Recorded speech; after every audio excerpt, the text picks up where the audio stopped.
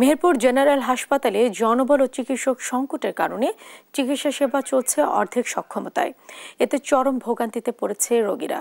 এ নিয়ে আরো জানাতে সরাসরি যুক্ত হচ্ছেন আমাদের সহকর্মী আক্তারুজ্জামান।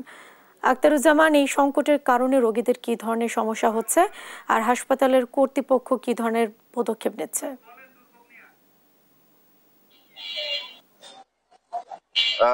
জেসিকা, যেমনটি বলছিলেন যে আমাদের যে মেহেরপুরের একমাত্র 250 শয্যা বিশিষ্ট জেনারেল হাসপাতাল, এই জেনারেল হাসপাতালটা কিন্তু 2013 সালে 100 শয্যা থেকে 250 শয্যা উন্নীত করা হয়, যেটি মেহেরপুর জেলার প্রায় 7.5 লক্ষ লোকের একমাত্র চিকিৎসার যে জায়গা, সেটি কিন্তু আমাদের এই মেহেরপুর জেনারেল হাসপাতাল। এখান থেকে কিন্তু কুষ্টিয়া এবং রাজশাহী কিন্তু অনেক দূরের রাস্তা, যেখানে চিকিৎসা নিতে হলে কিন্তু মানুষের অনেক দুর্ভোগ হতে হয়। 2013 সালে এই 250 শয্যা হাসপাতাল হলেও কিন্তু 100 শয্যার যে জনবল, সেই জনবল নিয়েই কিন্তু এখানে চিকিৎসা সেবা চলছে। আমরা ইতিমধ্যে জেনেছি যে 293টি সমস্ত পদের মধ্যে কিন্তু 78টি পদই খালি রয়েছে, যার মধ্যে রয়েছেন বিশেষজ্ঞ চিকিৎসক, শিশু বিশেষজ্ঞ, তারপরে অ্যানেস্থেসিস্ট, সার্জিক্যাল, এইসব চিকিৎসক সহ কিন্তু 78টি পদ শূন্য রয়েছে, যে কারণে কিন্তু মানুষের যে চিকিৎসা সেবা নিতে কিন্তু অনেকটা দুর্ভোগ পোহাতে হচ্ছে এবং দূর দূরান্ত থেকে কিন্তু বাড়তি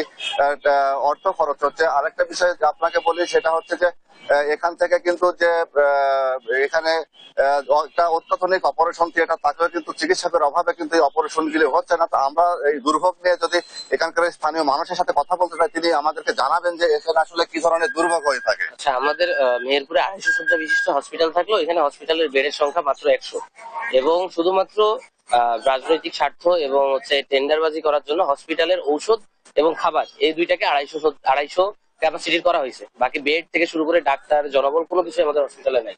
এবং আমরা হসপিটালে যখন আসি আমরা দেখতে পারি এখানকার যে নার্সগুলো আছে, নার্সগুলোর ব্যবহার অত্যন্ত খারাপ হচ্ছে দিন বা দিন।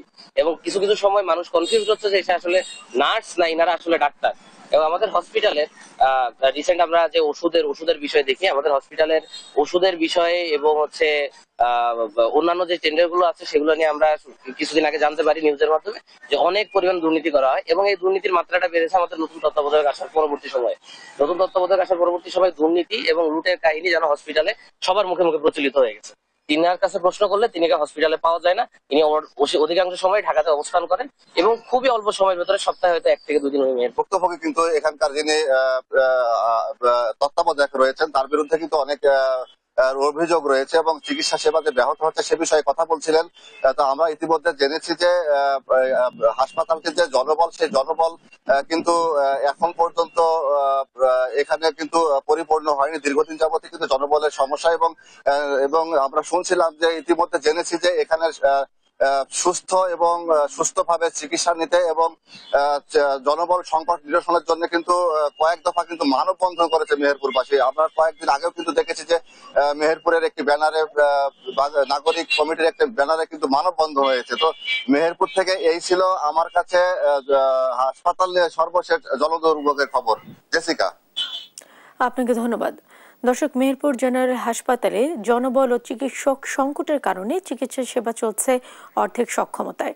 সে বিষয়ে জানাচ্ছিলেন সহকর্মী আক্তারুজ্জামান।